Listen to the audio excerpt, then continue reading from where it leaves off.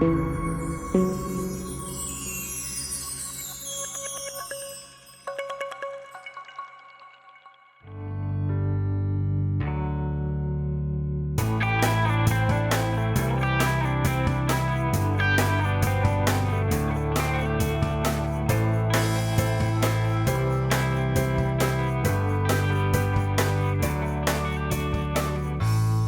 College of Corporate Directors webinar this beautiful snowy Tuesday afternoon in Boston. We are delighted to have with us today Mark Pfister, and I'd like to introduce you to him. Many of you may know Mark because he is a longtime member of ACCD, and he's an executive master's board certification director. So congratulations on that. So Mark is the CEO of his own company, M.A. Pfister Strategy Group. He's also the chairman and CEO of Integral Board Group. Mark is a board director. He's a board consultant. He's a speaker, and he is an author. So as a board consultant, he's worked with literally hundreds of public, private, and non-profit companies and their directors. And he's focused on strategy, governance, and some technology and cybersecurity. Mark speaks at over 80 events a year, and much of it is on topics like building an effective board for your company or becoming an exceptional board director candidate. He is, as an author, he's written the book Across the Board, The Modern Architecture Behind an Effective Board of Directors. And it's been an Amazon #1 bestseller. And the other things that he's done has earned him the nickname, the Board Architect. So delighted to have Mark with us here today. He's going to talk a bit about some indicators for boards that have proven to be great predictors of just how good a board is. And he calls these the observables. And they can serve as a starting point for boards improvement and initiatives. So we're delighted to have Mark with us today. Before we get started, I would say that as you have questions, please put them into the Q&A part of the Zoom interface down at the bottom center. But Mark is going to go through the presentation and he'll answer the questions at the end. But please, as you think of them, please put the questions in. So Mark, pleasure to have you with us today. It's all yours. Thank you so much, Mike, and I'm excited to be with the ACCD group today. I think for starting off here, it may be interesting to hear a little bit about the backstory of this particular article that I wrote on the topic of the board's 5 observables and how that came to be into this today's speaking for ACCD. So thank you very much, Mike. It's a pleasure. So starting out, many organizations and their boards have the ability to do well, even flourish during times of what I say are global economic positivity and calm social times. However, many of these boards are evaluated on what I view as one-dimensional measuring points, so revenue growth, profitability, positive future outlook. But these one-dimensional measuring points, or what I view as one-dimensional measuring points, have a sneaky way of cloaking cracks in the foundation of organizations. And COVID-19, quite frankly, was a waking point for many organizations and specifically their boards, as many boards were caught off guard and relegated to what I like to call the reactive realm of explaining what happened to them, instead of referencing and leveraging other materials or scenarios that they prepared as mitigation measures or responses to these shortcomings or to these things that they've experienced. That led me to start to look more closely with the boards I'm working with, and one interesting thing with me is that with the number of boards I've worked with now in the public, private, and nonprofit sectors, it's allowed me to see them before, I'll say, COVID-19, and then during and after COVID-19. So it really acted as this control point for me of doing comparisons on what made the boards different in how either they responded or how they recovered from this initial onslaught of COVID-19. This led me to publish an article in my monthly newsletter Across the Board called Heeding the Board's 5 Observables, which we'll talk about today. And that's when Clint reached out to me requesting that I speak at ACCD on this topic. Now, This is back in August of last year. I did not realize at the time that this would be probably one of the last opportunities for me to speak with Clint. I think I only spoke with him 3 times after that. And it's an understatement at this point to say that he is truly missed. So just a point of memory to the founder of ACCD and someone I like to call a friend. So if we jump into it, the real question here is, what if there was a reliable way to predict beforehand which boards would immediately accept their predicament, reference their detailed goals and planning, and quickly adapt to adversity in support of their organizations when COVID hit, versus which boards would succumb to this mountain of perceived ill fortune and subsequently fail their organizations, their stakeholders, their shareholders, and even their fellow board members? And I know this kind of sounds too good to be true, but truly, is it possible? Can we look at certain indicators that stand out, and whether they are standalone indicators in themselves, or do they lead to other areas that are indicators of more of a collective type of conglomerate of these things, I guess is really the way to put it. Are there ways to see if a board is really at the forefront of making sure it's ready for these types of calamities? And I like to believe that there are predictors that we can look at. And if I summarize these and then go into some more detail on them, these are the things that I've noticed over the course of 2020 and also into 2021. Now, in that period of March of last year till now, I believe at last count, I want to say I had worked with about 78 different boards and board committees in that time frame. And about half of them were boards that I had worked with prior to COVID-19, really in the US, I'll say, that February, March timeframe, so well in advance of that. So I had this unique viewpoint with kind of being able to evaluate them and looking at these observables. And there's 5 things that stood out to me. One of them being board structure, another being the level of board interaction, board diversity, and I'll clarify that a little bit further above and beyond what we're typically hearing today of just what I view as one aspect of diversity. Board dedication, number 4, and number 5 is board learning, or the board's ability to learn, and we'll get into that. But all 5 of these are really what I view as this boiled down version of reliable indicators of a board's current and future success. And I want to drill a little bit further into these. And as Mike mentioned, if questions come up, please write them in the Q&A section, and I'll get to those as soon as we're done reviewing these 5 areas. So let me start with number 1, observable number 1, the board structure. And for those that know me, it shouldn't be any surprise that I'm first and foremost focusing on this board structure area, what I like to call board architecture. And the observation here is that properly architected boards and their organizations fare considerably better in times of crisis than boards constructed with less rigor. And I like to think that how a board's been constructed, or as I say, architected, has much to do with its current and future effectiveness, efficiency, and success. This is because proper board architecture considers multiple facets of a board's makeup, not just solely each individual board member's area of professional expertise and experience. And I want to break this down a little bit further. Again, for those that have read my book or read some of my writings, I focus commonly in 3 areas of board architecture. And by seeing this, it may tell the story for those that are not familiar with this of how this is so important, and times of crises truly bring out these things, either positives or shortcomings of a board, and you'll see that through its structure. So let's first start off with, in this board structure or observable 1, proper board architectural structural focus areas. They're truly in 3 areas. One is in the vertical considerations, or what I like to call the sphere of influence. This is truly the board's expertise. Then we move into horizontal considerations. And these are what I call planes of congruence, which truly add the board's character. And I think the board's character accounts for more than 50% of the success of a board of directors. And this is true, by the way, I say this not just for public organizations, but also for private and nonprofit organizations as well. Oops. And then we have the depth considerations. And this has to do with coverage and balance within the board. And again, the depth, is it just one expert on the board with a specific expertise area, or can others challenge or add to those areas that are being deliberated, or ideas that are being brought to the table of the board? So we'll get into that very quickly.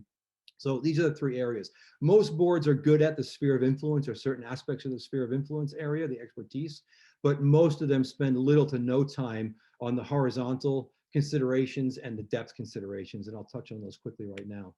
So very simple view of the sphere of influence, which again is the vertical consideration.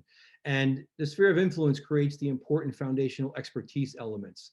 At the center of this sphere, we look at core leadership competency, and then working our way outward, we say, above and beyond that core leadership competency, can we make the correlation to a board and an individual board director's operational competency? Have they taken areas of their expertise, their governance and their strategic expertise, and actually operationalized, or what I like to say, operationalized that and shown a competency in that area? And then move into the skill set competencies. And a populated area, and I took this from a public technology services corporation I'm working with right now. And in doing the evaluation of their vertical areas of need of expertise, looking at folks that are already on the board, and 2 seats have opened up. So we said, what other areas do we view as important above and beyond their areas that are required for their committees, for their board committees? And this is what we came up with specifically for their level of growth, their areas of focus, and the structure they were looking for with expertise on their board. So very common view here of what I view as the first step of a board's proper structure. But again, I want to point out this operations expertise. This is an area right now that's lacking on many boards. And this has to do with check boxes such as proven deep experience in implementing strategies, creating effective governance mechanisms to monitor progress and success, and mainly the ability to right-size strategies to the specific organization's capabilities.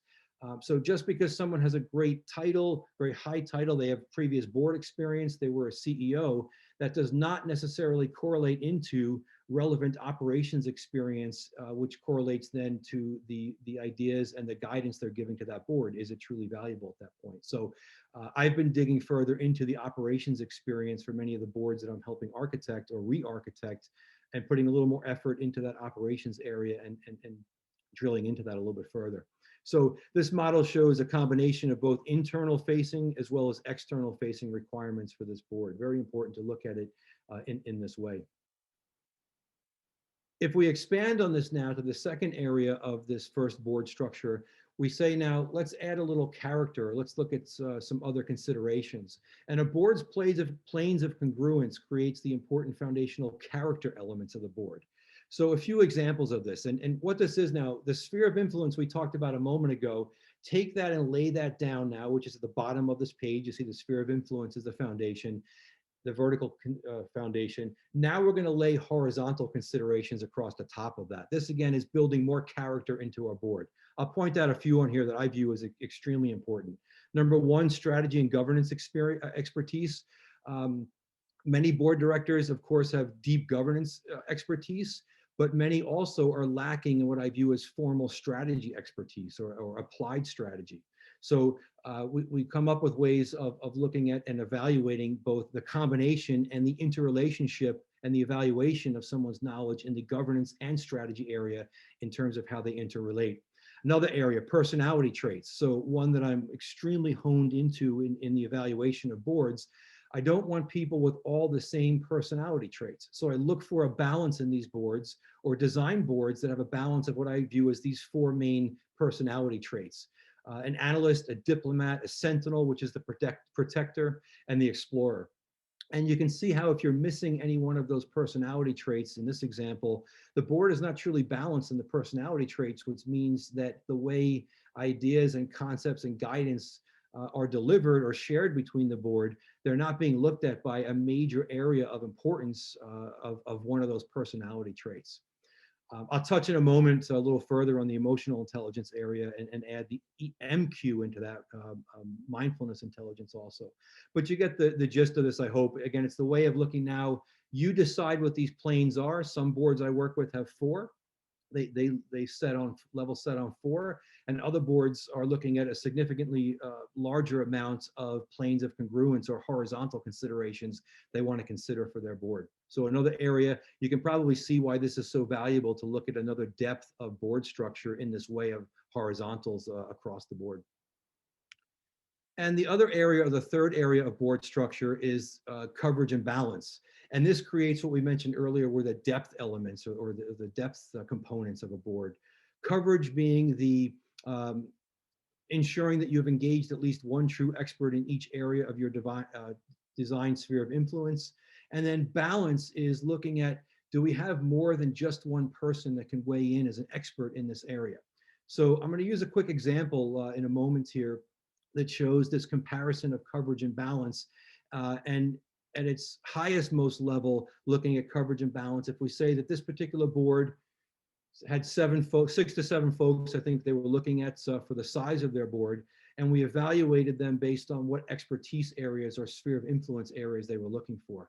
And just quickly on this, looking at the depth considerations, if I look at an area here where they were looking for at least one subject matter expert, which you would expect, and then having at least one individual of the board that also brought deep knowledge, or a number 2, as you'll see in this in the code below on here. So certain areas here have met that. In technology, as an example, they had their SME, which also correlated to their board committee chair. And they also had another board member that had deep knowledge in technology. And that allows for deeper levels of conversation and debate. A common example right now that we see in the structuring of boards as it relates to the technology realm is in the cybersecurity space. And a great example of this is when a cybersecurity expert that also is a technology expert is asked to sit on a board as a voting board member. There's really nobody else that can challenge the knowledge or the things that are stated of that cybersecurity and technology expert. Nobody else on many boards has the level of experience or depth that that particular person has. So many of the decisions that are made on that particular board in the technology and cybersecurity realm, they are not challenged in any way, and there's no depth of discussion or depth of deliberation that comes from that. So that board currently, as I've suggested to them, they're looking for an additional board member when a board member that's slated to retire shortly. They're looking for additional expertise area of that incoming board member to also bring some background in that technology space, as an example to use here. But these 3 areas of sphere of influence, planes of congruence, and then looking at the coverage and balance, these are really the 3 main areas to look at as you're building out your board or rebuilding your board to get the depth that you truly require. Now, something that I've done for the past few years is what's called my board architecture assessment. And in one of the articles I wrote, incidentally, you'll see article links on specific topics throughout this presentation that you can click on to read more about. At the end of this presentation, you can reach out to me via email and I'll send you a copy of this presentation, and you can click on those if you're more interested to get more detail on them. But this board architecture assessment is something I do for boards that bring me in to do an assessment of their sphere of influence, their planes of congruence, and their coverage and balance. And I went back at one point for an article I was writing, and I did this for the Theranos board. Of course, it was after the fact, but I went to just before everything started to hit the fan with that organization. If I dug into the makeup of that board through this board architecture assessment, what actual score would they have received? So in doing this, you can see some pretty low scores here, which is pretty amazing, because if you look at some of the names that were on that board, you had folks such as Henry Kissinger and George Shultz, who I just read passed away 2 days ago, George. If you look at the names that are on this board, they were quite incredible. But if you compared them back to the important areas of board architecture, this board actually scored extremely low, one of the lowest I've seen. And if this board had focused on these types of architectural areas of assessment, they would have seen this early on. Now, I know there's a whole host of back issue things here that went on with that organization and now the board, and we're going to see with the court cases coming up now. We'll get a little more detail on what happened on the back end of this, of course, but it's just good to know for my purposes and for this webinar that there are ways to evaluate and quantitatively and qualitatively assess and score the architecture of a board. Something interesting, something I really enjoy doing actually in my consulting work for boards that I do work with. So the observable on this first area of board structure, and I tried to break this down into 2 areas, one as a board candidate and then looking at it, and that's from outside the board looking in, and then as a board member. So as a board candidate, if you're evaluating whether or not to join a board, the summary of this is that know that a board's architecture has much to do with your future success. So don't just think about this collectively as the overall board, but if you're making a decision to join a board, you want to know if this is an area or a space that you can be successful with. And the board's architecture is a major component of your future success on that board. Look for structuring efforts of that board beyond simply skill set, experience, and title before you say yes. There's risk components to that, which we'll talk about. And ask pointed questions and have a plan on how to get board structure questions answered. Dig into the questions that you want to know about. How was this board constructed? Was it a friends and family type of approach? Or was it truly based on a plan or an architectural plan of how this board's being looked at, deeper than just the title, expertise, or experience? Now, as a board member already sitting on a board, know again that a high percentage of board issues that I've witnessed stem from improper structure. So many of the areas that I'm asked to come in to fix at the onset, I can almost point them within a matter of hours or days back to the fact that a board just simply was not structured or architected properly. So as a board member, start to pay a little more attention or focus more efforts into that area of the architecture. Create a plan to consistently and holistically evaluate the board structure. So this is not just a one and done event. It's something that is done on a continual basis. And what I like to say is don't leave out the behavioral predisposition requirements. I touched on that at a high level when you saw back in the planes of congruence or your horizontal components, the area of EQ. I'm going to expand on that in a moment when I talk about another observable. So hopefully this area is helpful of board structure. If you're interested and you haven't read my book already, I'll just do a quick shameless plug on this right now. All of the details of truly getting into the board architecture areas are throughout this book, and it adds in all of the horizontal components of the planes of congruence as well. So if you get a chance, I highly recommend you read it. I also thank Mike Lorelli, who I think is on this webinar today, for writing a great foreword for me. Mike, thank you very much. Appreciate it. All right, so that's observable one, the board structuring, and there's a reason it's first. That's not just because of my love of it, it's because that is the most prevalent area of being able to predict whether or not a board is going to be successful now or in the future or not. All right, number two, board interaction. This should not be a surprise to anybody. So the observation is that boards that effectively, efficiently, and respectfully communicate make better and more holistic decisions, right? Seems pretty reasonable. Now, how a board communicates, so the correlation I like to make here, how a board communicates, deliberates, and arrives to conclusions is truly a bellwether for its risk tolerance. This is because proper board communication drives decisioning and risk considerations to deeper and more thoughtful levels. And this is very easily seen coming in from the outside and even just sitting in as an observer on a board meeting and seeing how the board interacts. Are they respectful in their communications? Are they truly explaining things to the level that the board can get involved with and not just making statements, but raising it in a way that offers openings for questions, as an example? So much can be deciphered when observing the interaction and communication style of a board by its individual members, because its individuals then become the collective approach of the board. So I challenge you to say and look for, are board members truly mindful of one another? Is there emotion? Is there empathy between board members, as an example? Are board members open to voice their own opinions? Is there a deep sense of respect across the entire board? The most successful boards are extremely open to discuss and hear all viewpoints without this problem of becoming paralyzed at decision-making time. So this is a give and take, right? It's board members understanding individually that they want to properly introduce and place their idea or their objection, but then also step back after making that and allow for further deliberation to happen. And in doing this, this same board interaction, and again, if you do get the ability to read my book, I expand on this a little bit further of areas that I view as extremely important in the ability for a board to interact and communicate properly. And of all these, what I call my Q areas, or the Q areas, it truly comes down to these main two qualities of emotional intelligence and mindfulness intelligence. And I want to read just real quickly for you the quick definitions of these, which again are also in my book. But as an example here, emotional intelligence refers to a leader's ability to recognize, understand, and manage their own emotions, along with the ability to recognize, understand, and influence the emotions of others. Hugely important in getting a point across and doing it in a respectful way, and that's the emotional intelligence side.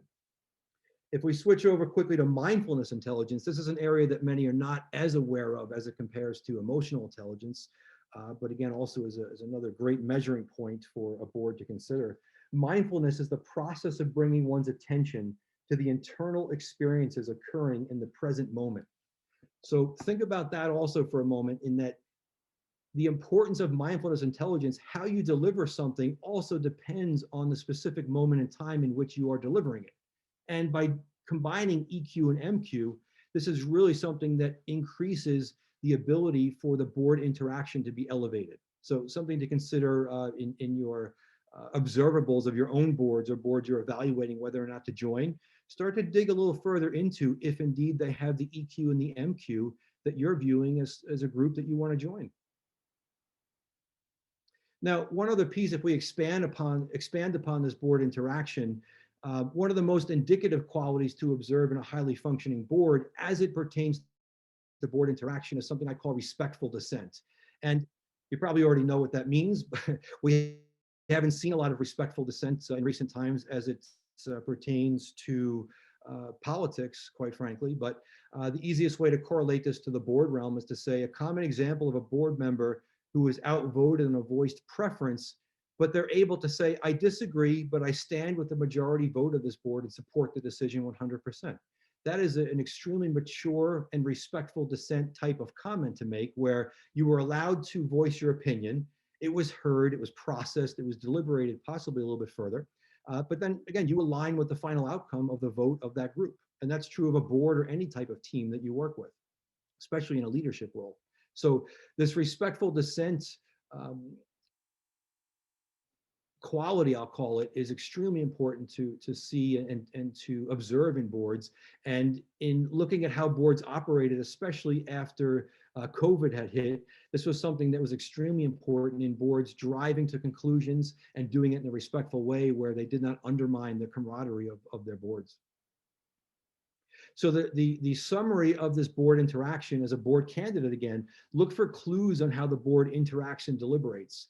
Aim to meet with every board member in a one-on-one setting. It's amazing the amount of information you can get on how a board interacts by separating the board into its individual components, which is its individual members. Great way to do it. Ask those types of questions. And then if you get the ability to evaluate the interaction, evaluate this interaction during your discussions with board members and be specifically keen on pulling out areas of EQ and MQ as you're looking for what level of board interaction this board is capable of getting to. As a board member, evaluate communication style early on in all board candidate interactions. Identify and solution early on any issues with respectful and transparent communication within the board. This is something I believe that should be discussed openly in the boardroom, although it's not, that's not always the case.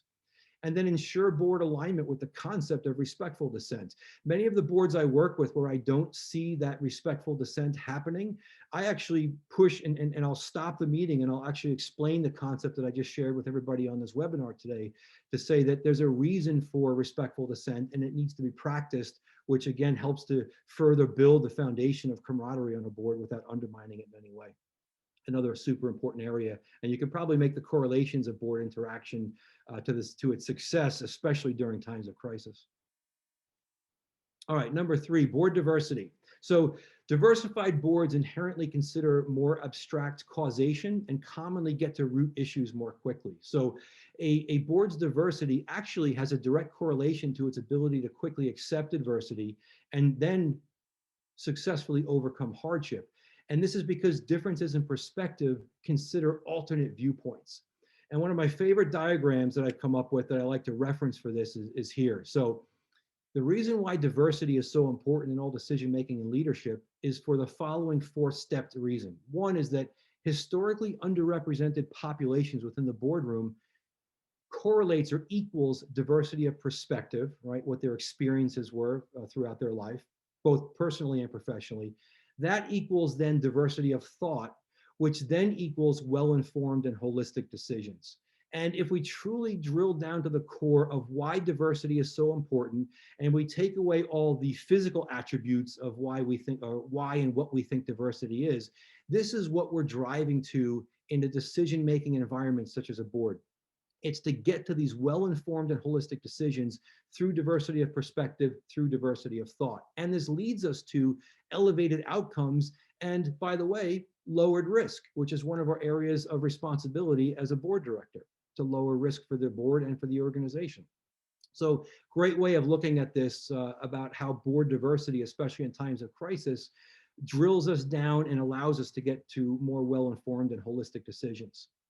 Now, the reason that this is so important, and especially during times of crisis, and a great evaluation point during COVID, is what I call this concept of governance simultaneity. So this well-informed and holistic decisioning that I'm talking about becomes more critical due to governance simultaneity. And what does that mean? That is the increased and complicated interrelationship of decision-making in times of crisis. So it adds these components of a highly restricted time period. Commonly, it's more decisions to be made. And whether or not boards realize it or not at the start of COVID, this is exactly what the pandemic initiated, this governance simultaneity. And many boards were not ready for this. They did not have either the makeup through their structure, they did not have the interaction needed, and then of course, as we're saying now, they didn't have the diversity to actually deal with all these decisions and look at them from the interrelationship viewpoint, which is most important, I believe, in the decision-making processes for boards. So in summary of number 3, this observable number 3 for board diversity, as a board candidate, look for clues on if the board truly knows why they want diversity, right? Evaluate if the board is open to outside and different viewpoints. There's nothing more frustrating than working with a board, either as a consultant or as a board director, if they're truly not open to outside ideas or concepts. So if you're being brought in as a diverse candidate for the board and they're not open for diverse and open and outside viewpoints, I can tell you that that's not going to be a board position that you enjoy. And then also assess as a board candidate if the board has a cohesive decision-making process that it applies consistently. I'm going to touch on that in one moment. As a board member, clearly identify what diversity actually means for the entire board. This warrants a discussion within the boardroom to say, what do we view as diversity to us? What does it actually mean? Leverage the multiple facets of board diversity to elevate idea positioning and decision-making. So again, leverage what diversity is there to do to get to the point of lowering risk and elevating your outcomes. And then also, as I mentioned for the board candidate, create and utilize a repeatable and effective decision-making process. Now, Mike, this could be a whole separate webinar in the future for us to do on effective decision-making and how to do that in a team-like environment or a team-type environment. But just know that board diversity elevates that ability for the decision-making process, especially if it's applied within a proper structure for board decisioning. All right, I'm going to keep a watch of time here as we go. Board dedication. This is an interesting one for me. So boards that continually remind themselves of their purpose are more likely to focus on protecting the organization's reputation, right? So modern day board pressures require dedicated focus and time. So in a moment, I'm going to talk about the focus areas, and I'm going to break out also the time commitment areas across the entire board. So positive outcomes in the boardroom and for the organization do have a direct relationship to available time dedication in most cases. So the balance of proper involvement and time commitment, they actually go hand in hand. And I want to show that to you here. So if we look at what we view as our dedication as board directors, we all know about duty of care, duty of loyalty, duty of obedience, right? But do we see the physical manifestation or do we answer the physical manifestation questions of these promises, right? Even down to full attendance at board meetings is one of the most simple ones. Is there too much delegation of governance related areas that could disconnect the board from reality? As the board's dedication to goals actually converted into physical accomplishments. Now, I know many times when I speak about this in person, I start to see the smiles in the audience. I can't see that here, of course, but these are questions that truly compare what the board has agreed to do to the comparison, again, of the physical manifestation of these promises. Is the board putting an effort to think past simply shareholders and include stakeholders' concerns as well? very basic and easy questions to ask, but I can tell you, if we look at this from one of the 5 observables here of board dedication, there's been some problems in this area that COVID truly brought out. Now, if I make this somewhat about time commitment, and I understand there's arguments on time commitment in many cases of folks saying, well, I'm very efficient and effective how I work. I get all that. But I'm also going to say that positive outcomes do have a direct relationship to available time dedication. And in most cases, so the balance of involvement and time commitment go hand in hand. And a great chart that I reference, I write about this in my book as well. If we look, and there's been many studies of actually looking at a board director of public company board directors' time commitment. We've kind of hovered for many years now around that 248 hours a year or 250 hours a year. But I want to remind you that that was under times of normal operations. I can tell you that many of the boards that I'm being called in to work with right now, from an advisory and consulting viewpoint, they're putting in double and triple that amount of time right now based on where they're needed. And in many cases, because they weren't structured properly to begin with. That goes back to our board architecture discussion. But some of the things that have been brought to the forefront here, overboarding, I can tell you personally and firsthand that the issue of overboarding has come to a head because of COVID-19. So as the expected amount of dedicated time has increased on boards during COVID-19, those that are overboarded simply do not have the available time to put in. They're overboarded, or because of their day-to-day job, they're an executive, they're on multiple boards in addition to that. There's not enough time in the day, the month, and the year to put that amount of time in that becomes valuable to the organization. So that brings up the question of time commitment alignment on a board. So, and this very simply is, what is the expectation of each board director, and then collectively and agreed to at the overall board level, of the time commitment of every director of that board? And I can tell you, I have found there is no better way to foster animosity on a board than to avoid director time commitment alignment. So this was originally brought to my attention in working with some of the nonprofit boards that I've worked with over the years, where you'd have one person sitting, one board director in a room, and they're putting in 300 hours a year, and the person next to them is putting in 30 hours a year. And they're wondering why there's not consistency in deliverable across that board. Well, there you have it, right? There's no consistency in their agreement of time commitment. So whether you're in agreement for certain directors, or it has to be a discussion within the board, I would highly recommend that time commitment alignment is discussed.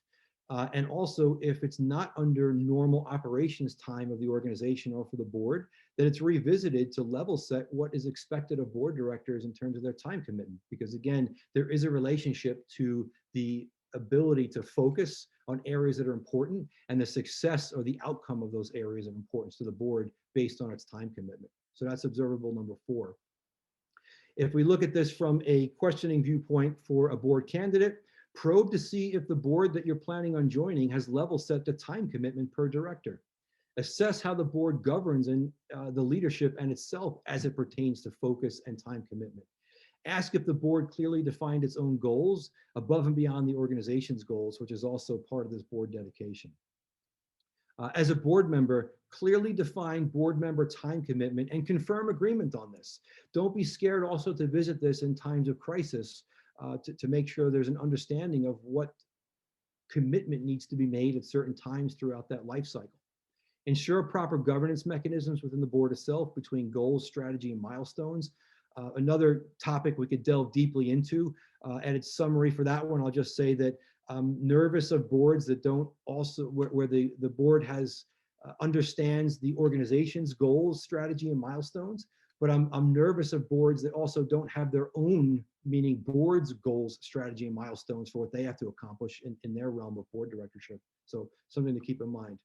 And then also, again, as part of this board dedication, it takes time, and I'm seeing this as a trend, that as we move or expand upon our shareholder viewpoint into more of a stakeholder viewpoint for organizations, that is adding more time or required time for a board's commitment to cover those areas, whether it be from goal setting to strategy, or even just the governance mechanisms to look at, to make sure that the stakeholder considerations are being looked at know that that actually is going, I believe, is going to add a significant amount of time in the upcoming years to the board dedication as it refers to time commitment.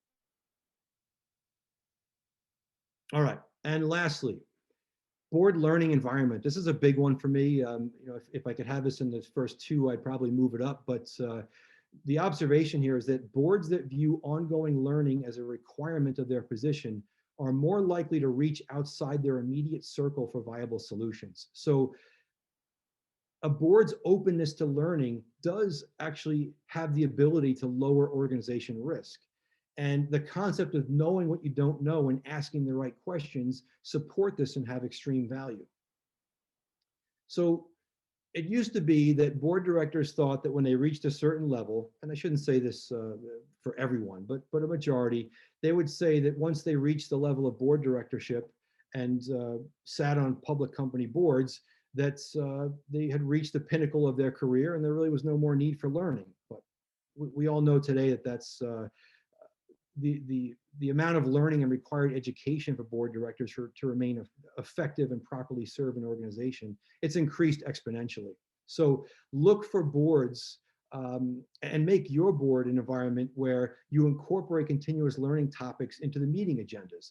Many boards now that I'm working with, and we talk about their governance models and their ongoing learning, we make sure to allocate 2 hours every quarterly board meeting for either an outside speaker or some sort of topic of learning to take place during that time period.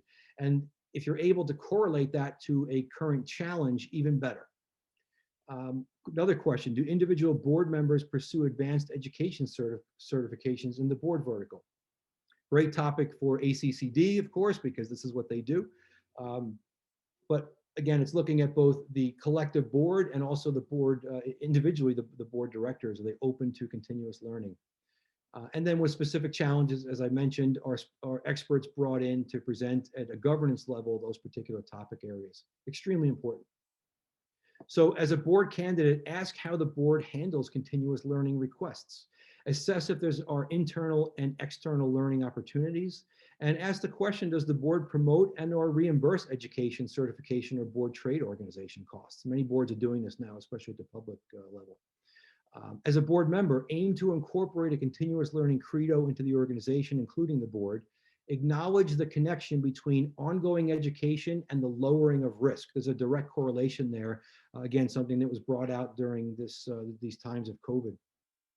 And add the component of ongoing learning into board director assessments, right? So there's no better way, especially if you have a board that's maybe they'll attend if the overall board throws some sort of learning event during their board meeting. But that, I think, is going to expand further in the upcoming years for both vertical and horizontal type of certifications, and look to see that board directors, seated board directors, are actually doing this, and they're furthering their education, their certifications, and things that they know. Common practices, things of that nature, and maybe think of ways to actually incorporate that into their assessments. We're starting to see more of this in the disclosure and proxy statements right now of the different titles. I think we're going to see this even brought to another level with ESG considerations, as well as some of the human capital areas that the SEC is proposing right now for transparency and disclosure. Things to think about. All right, so Mike, let me just wrap up here and then we can get to some of the questions. In the meantime, I welcome you to visit my website for specific areas of focus. And again, just on my closing page here, if you'd like a copy of this presentation that has the links to the articles that I'm referencing and some other areas of the book, please feel free to email me at this email address and I'll send you directly a PDF version of this presentation. So Mike, if that's good, I can see if I can get to the questions right now, if there are any. That'd be terrific. You've got a couple in the Q&A section right now, Mark. Gotcha, I see them now. Okay. Deirdre, thank you first and foremost for your question. So how do you test for personality traits when selecting members to go on a board? And I can tell you, every time I talk about this, I get this question. I'm going to give you a little secret of one that I've used for many years now, and I think you're going to be amazed at how cheap it is to use. So the easiest correlation of a test to predict someone's EQ is a test I use called the GPPI, the Gordon Personal Profile Inventory. I write about this in the book as well if you want a little more detail on it. And what that test does, it wasn't originally designed to assess someone's EQ, but if you look at the 9 areas that it actually probes further into, it inherently is looking at areas of what I would view as correlated areas to EQ or emotional intelligence.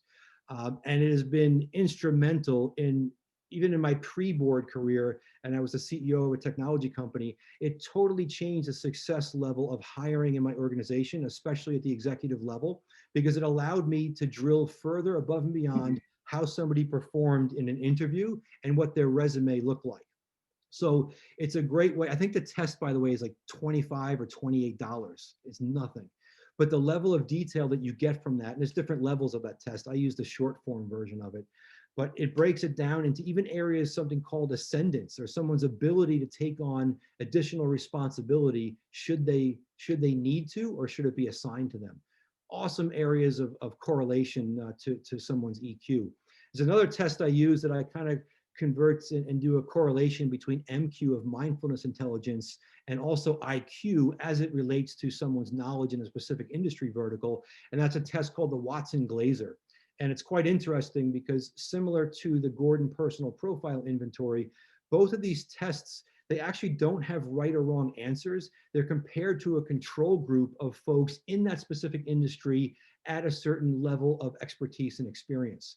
So you're comparing against not right or wrong, but what works and what doesn't work. And it's the big data solution basically to testing. I love it. It's amazing. So Deirdre, I hope that answers your question. It's a great starting point. Another one, as it pertains to adversity intelligence, or the ability to persevere, called AQ. There's what they call an ARP test. It was designed by Paul Stoltz. And the ARP is the Adversity Response Profile. It's a series of questions that allow you to truly understand someone's grit. How are they going to persevere in a scenario such as COVID-19? Great ways to add a little more tools on your tool belt for evaluation, especially at the board level. One last thing to mention, Deirdre, is that when I apply these tests, when I'm involved with nominating committees and I'm helping them build out their processes, I get a lot of pushback, in some cases from the board that's looking to further assess folks that may join their board. And I definitely get pushback from those board directors that have been doing or in board directorship vertical for some time. So I have to take a test. And my point to them always is that we are looking for a match of someone's personality traits and the way that they interact in group type environments and how they present their case to make sure they're a fit for this for this position of high importance. Great way to look at it. Hope that answers the question. All right. Carl, thank you. Good to see you, Carl, as well. Good to hear from you here. Many boards have full-time CEO members. Your chart suggests 300 hours per board. That is 6+ weeks. When you add to the CEO, yes. So your question has to do with the time commitment and how much time is available. So how can any CEO justify taking that amount of total time away from their responsibilities as a full-time CEO? So you're touching on exactly the trending point right now that we're seeing, that many CEO descriptions of the roles are actually specifically mentioning they will not allow for any or a maximum of one outside board for that CEO to sit on right now. And that is the manifestation of overboarding. So we're seeing this right now, and I can tell you I see it more so than not, where the description or the requirements of an incoming CEO is that they're not sitting on any outside boards anymore. I can tell you that probably 50% of the CEO search type engagements I'm involved with right now, they specifically call that out. And the only involvement they want of that CEO is in that organization and with that board, period. That's the trending we're seeing right now. So absolutely, there's a huge time commitment. We've seen it increase with COVID. And I think we're going to see over the upcoming years, not only is the time commitment going to increase for board directors, but I think we're going to see a significant uptick in pay for board directors over the next 5 to 10 years because of this increase in time commitment. So Mark, I saw a data point a day or so ago about S&P 500 companies. 4 out of 10 CEOs sit on an outside board. Yeah. Only 4. Yeah. Well, again, I can say that COVID-19 was a point of reckoning for many of these extracurricular activities, as one of my boards calls it, for their CEO. And they specifically stated that even for that CEO who plans on being in that position for another 4 to 5 years, the board is actually talking about and trying to pressure the CEO to drop 2 of the 3 boards that they're sitting on outside of the organization to focus more time, because they have not been able to do what this board views as an acceptable job in their CEO role with the amount of increased time that has been put into the other boards outside of their organization. Another question here. What is considered a good board architecture assessment score? Good question. So let me say it this way. So many of the boards, when I initially go in and I do that assessment, the majority of the time they're falling in the 50% to 60 percentile in that scoring, right? But there are some very easy fixes in certain areas, especially as it pertains to the sphere of influence area, to get that score up, because the sphere of influence has a 40% weighting on it in the way that I've developed this over the last decade or so. But a good score, to answer your question, I like to see that score at 85% or higher. But for many boards, it is a ongoing task of likely 2, 3, 4 years for them to get it up to that point, because it does in many cases actually require a change of some of the board members to get the expertise, the experience. I mentioned the operations experience and acumen, and then also look at it from the horizontal viewpoint of your planes of congruence to get a balance, as an example, of personality types on a board that truly is likely, it's going to require the change of some board members. And sometimes that happens automatically through term limits or mandatory retirements, and we build that into their schedule to make it less distracting to the board, to what I like to call the ecosystem of the board at that time. But look for something 80 to 85 and above, and then you truly see some major changes in the effectiveness of that board. All right, Mike, let me see here if there's another one down here.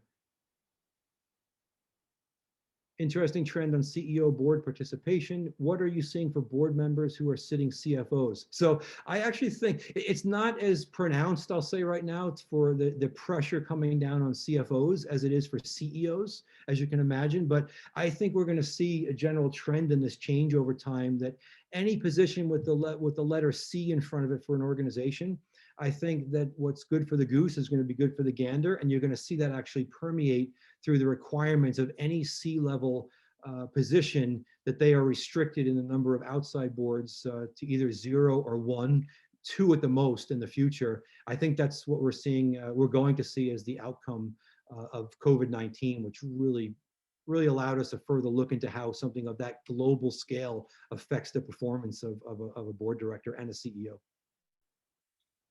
Great. All right. I know I've been doing a lot of talking, Mike. I apologize. There was a lot of stuff to get through here, but I hope it was helpful. It was great. Thank you. Mark, it was terrific. And thanks for the questions from everybody as well.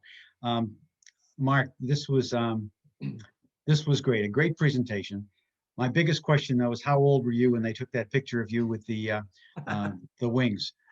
But, yeah, that's not me. I just beard. thought it was, when I did a search on a picture for Go Forth and Conquer, that's one of the ones that came up. So I thought it was a good one to close. Very good. Very good. Thank you. So a lot of good meat there. And I want to talk to you about how we can do a deeper dive into some of these things. I thought your comment about diversity and how that improves decision-making in itself is a great topic. So we'll be back on that. So I appreciate what you've done. And I think this is to all of you, I think this is a great example of how the ACCD offers these 1-hour webinars that are a great way to refresh our thinking and at the same time provide some pragmatic knowledge that we can use as we take back to our jobs as directors. And we get all this with some great speakers like Mark. So this, what we're doing here hits to what Mark was saying about the continuous learning environment to keep us all up to date and refreshed. So my thanks again to Mark for a great presentation, and to all of you, look forward to seeing you in 2 weeks.